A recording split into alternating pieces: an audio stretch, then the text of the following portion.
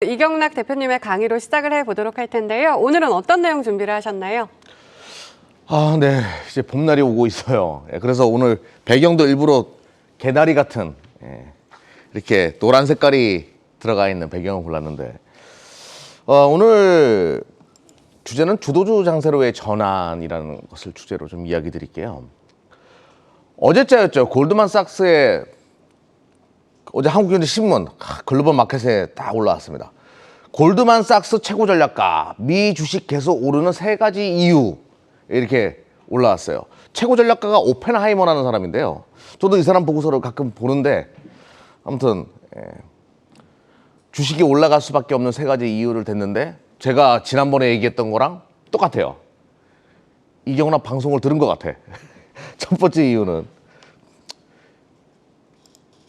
물가가 7.9% 구간 인플레이션이, 그리고 금리는 지금 살짝 돌린 단계래 가지고 실질적인 금리는 인플레이션 대비해 가지고 실질금리라고 하죠. 너무 싸다라는 거죠. 즉 현금을 가져갈 이유가 없다라는 거예요. 제가 지금 주식시장이 좋아질 수밖에 없는 이유가 인플레이션이 높기 때문에 지난 시간에 현금을 가져갈 이유가 없다. 그래서 자산을 원한다. 자산 중에 주식, 금리 인상 시기니까 부동산보다는 주식. 채권은 당연히 채권 가격은 떨어질 수밖에 없으니까 주식. 이렇게 얘기 드렸었죠. 그 이유를 첫 번째 이유로 대셨어요. 저랑 생각이 똑같아요. 이걸 우리는 무엇이라고 이야기하죠? 공감대. 시장은 나의 생각이 중요한 것이 아니라 시장의 공감대, 시장의 생각을 읽는 눈이 필요하다고 제가 항상 이야기 드려요. 시장은 이런 이유로 이런 생각을 하는 사람들이 많다는 얘기는 공감대가 형성되어지고 있다, 이거예요. 그리고 3가지 이유라고 했는데 2가지 이유는 또 이거였습니다. 일부 기술주들, 나스닥을 중심으로 해서 너무 싸다라는 논리죠. 주가가 많이 떨어졌다. 너무 많이 올라갔고 고평가 논란에서 지금은 많이 떨어져 가지고 오히려 싼 개념으로 저평가로 바라봐야 된다. 그 성장성 대비해서 성장주들이 금리 인상 노이즈를 통해 가지고 주가가 많이 빠지다 보니까 상대적으로 많이 싸졌다. 주식시장이 가장 매력적일 때가 언제일까요? 싸졌을 때가 제일 매력적이죠. 지금 싸졌다라는 거예요. 오펜하이머 최고 전략가의 이야기였고요. 3번째는 이것도 제가 많이 이야기 들었던 건데, 미국의 저축률인데 가계나 기업, 민간 대부분의 저축률이나 대차 대조표가 너무나 좋다라는 겁니다. 너무나 안정적이라는 거예요. 코로나 때문에 오히려 자금은 많이 묵혀놨기 때문에 이것이 풀리면 소비가 빠르게 회복될 수 있다라는 논리. 제가 자주 이야기 드렸죠. 공감대가 형성돼요. 공감대가. 이런 맥락으로 여러분들이 주식시장을 보셨으면 좋겠어요, 저도. 그래서 지금은 주식을 해야 할 때인데, 그런데 중요한 거는 주도주를 잡아야죠. 시장이 좋아도 내가 주도주를 안 가지고 있으면 이건 말짱 꽝이에요. 시장이 나빠도 내가 주도주를 가지고 있으면 시장을 이길 수가 있어요. 그래서 시장이 좋아질 수 있기 때문에 더더욱 주도주에 대해서 우리가 적극적인 움직임을 보여줘야 된다라고 말씀드릴게요. 선물 최근의 흐름인데요. 아주 답답했습니다. 이게 지금 3월달 들어오고 나서 계속 이렇게 기니까 아이고 속 터져, 이런 분들도 많이 계시고, 그리고 개별주 장세가 만들어지죠. 외국인들 옵션 3월 만기 이후에 포지션 보게 되면 콜옵션이나 풋옵션 양매도 쳐놓고 방향성 완전히 잡아놓고 개별주 장세를 유도했습니다.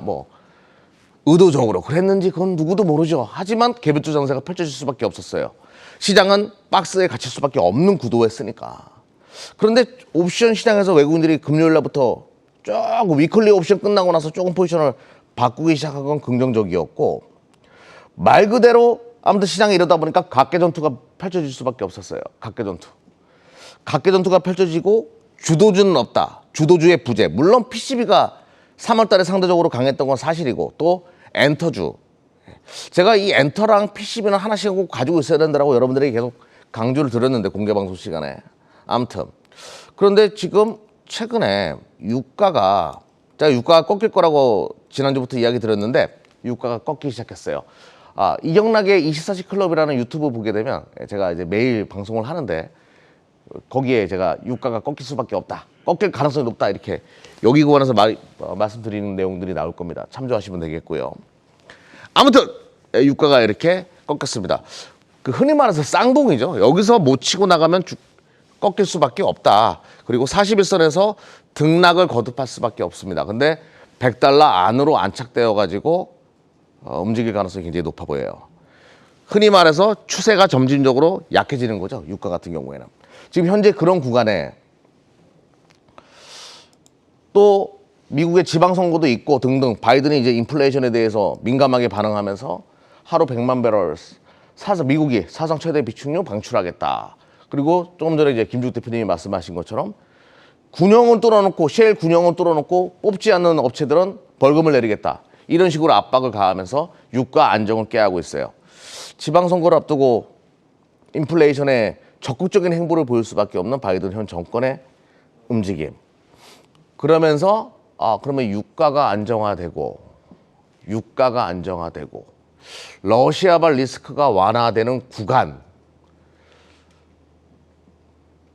이제부터 시장이 본격적으로 눈을 돌리는 게 있어요. 2년 동안 우리의 발목을 잡았던 거. 2년 동안 글로벌 시장에 이 마스크를 쓰고 다니게 했던 그 요소. 코로나의 종식이라는 그 핫이슈. 그 핫이슈의 시장이 눈을 돌리기 시작했어요. 러시아가 그것을 가리고 있었거든요.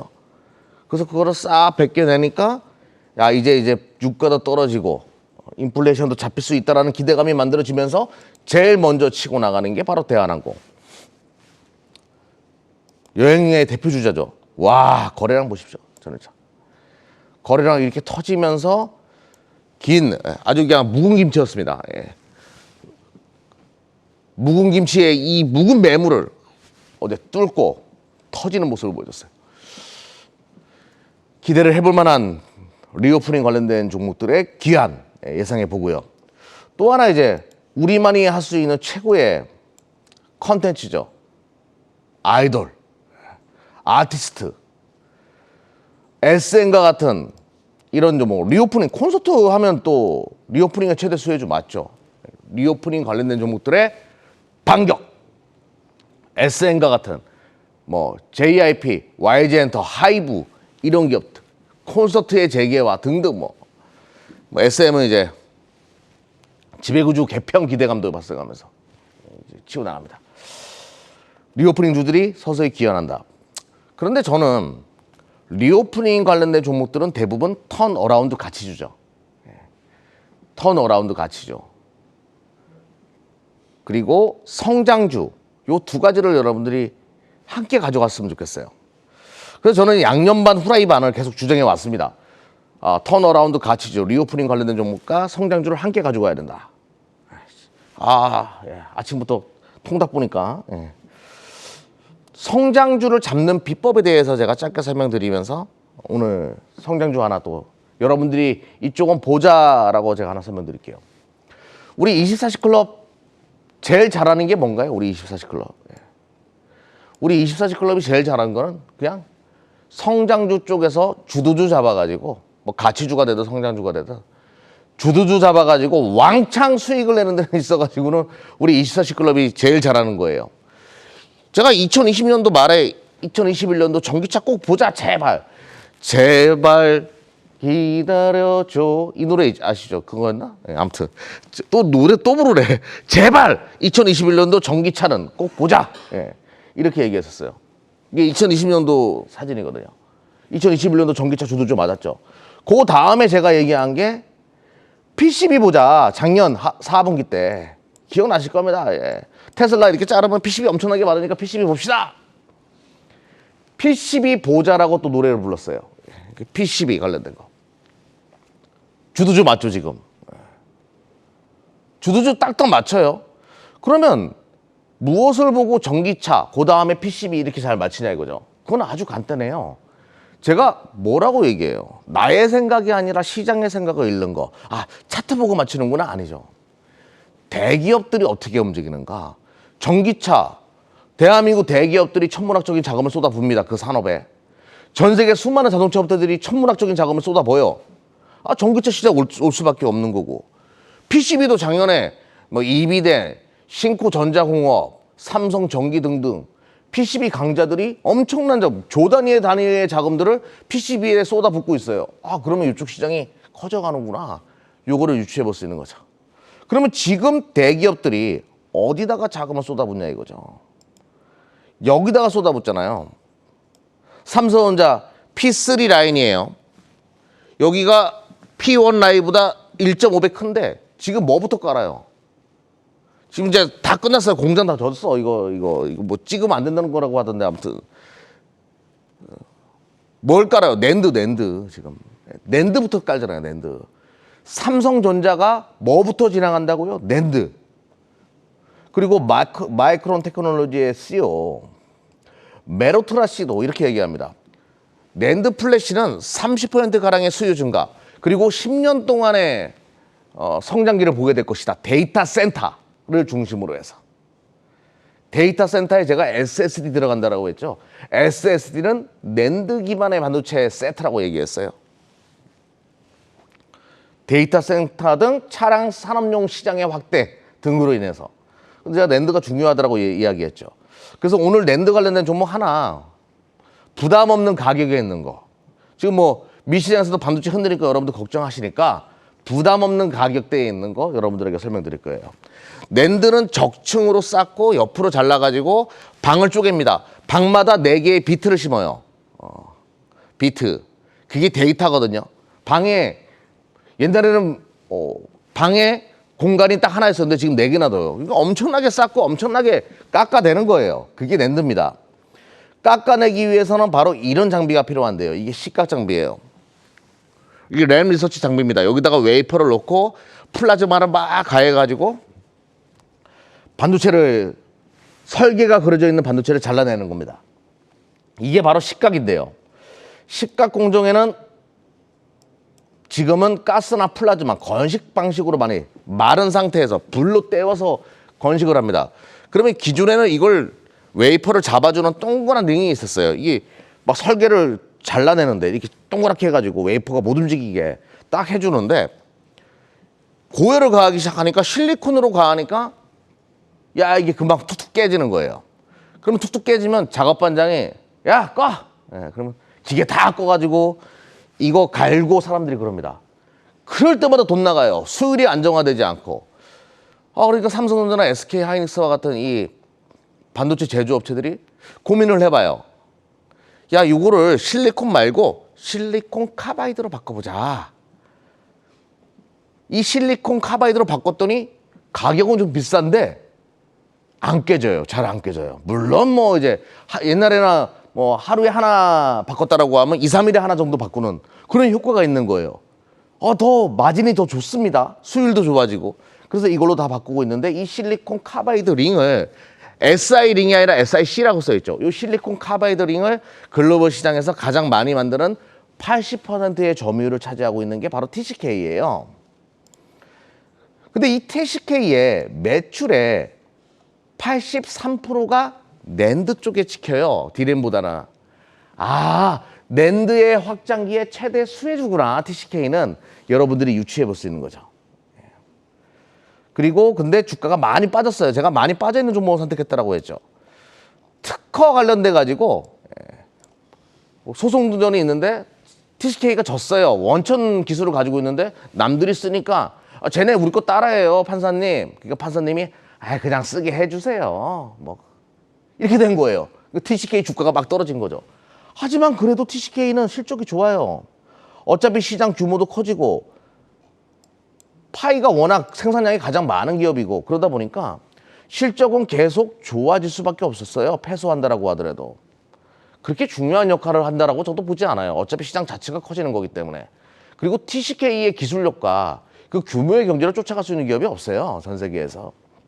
즉 TCK는 과도하게 많이 떨어져 있다라고 보시면 되는 거죠. 주가가 이렇게까지 떨어져 있으니까 이제는 좀 싸다 이런 개념으로 보셨으면 좋겠다. TCK 말씀드리면서 또 이제 양념 반 후라이드 반이라고 했으니까 이제 성장주 말고 리오프닝 관련된 종목 하나 보자고요. 인수위 거리두기 완화해야 영업시간 제한 폐지 주문 뭐 이런 얘기 서서히 나오는데 극장 가야죠. 극장 하면 요거 많이 보셨을 겁니다. 쇼박스. 제가 성대모사 잘했나요? 쇼박스. 예. 쇼박스 많이 보셨을 거예요. 요 쇼박스를 영화 배급사로 봐야 되는데 먼저 동사를 보는 이유 중에 하나가 웹툰 드라마를 제작하기 시작했어요. 영화에서 드라마 제작으로 방향을 좀 바꿨습니다. 영화도 만들지만 근데 요즘에 뭐 애플 TV다, 쿠팡 TV다, 뭐 디즈니 TV다, 넷플릭스다 등등 모두가 다 이 시장 뛰어들다 보니까 컨텐츠 확보 싸움이 벌어졌습니다. 그러면 이제 당연히 이런 OTT 업체들한테 드라마나 영화를 제작해주는 업체들 지금 웹툰 드라마 시리즈가 계속 지금 나오고 있기 때문에 그 쇼박스가 제작하는 것들이 좀 기대를 해볼 만하다라고 보시면 될 것 같고 가장 중요한 거는 리오프닝으로 엮일 수 있냐 이거죠. 비상소년이라는 영화가 있어요. 칸 영화제 비경쟁 부분 공식 초청돼가지고 상영이 됐는데 기립박수를 받았대요. 기립박수를. 칸 영화제. 그래서 송강호 씨, 이병헌 씨, 전도연 씨, 뭐 대한민국에서 연기 잘하시는 분 다 나와요 여기.